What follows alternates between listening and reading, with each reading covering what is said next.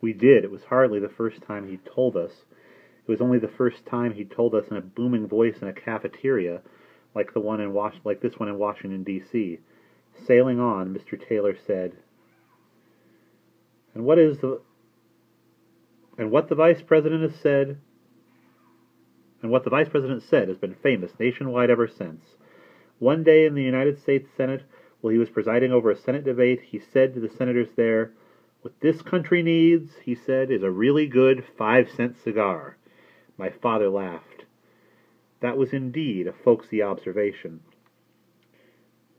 that had won the heart of his whole generation, that even Sandy and I knew, through his repeating it to us. So he laughed genuinely, and then, to further astonish not only his family, but probably everyone in the cafeteria, to whom he'd already extolled Woodrow Wilson for appointing a Jew to the Supreme Court, he proclaimed, "What this country needs now is a new president." No riot ensued, nothing indeed. By not quitting, he appeared almost to have won the day. "And isn't there a Wabash River?" my father asked Mr. Taylor. "Longest tributary of the Ohio, runs 475 miles clear across the state, east to west." "And there is a song, too," my father remembered almost dreamily. "Right you are," replied Mr. Taylor, "a very famous song, maybe as famous as Yankee Doodle itself, written by Paul Dresser in 1897, on the banks of the Wabash far away." "Of course," cried my father.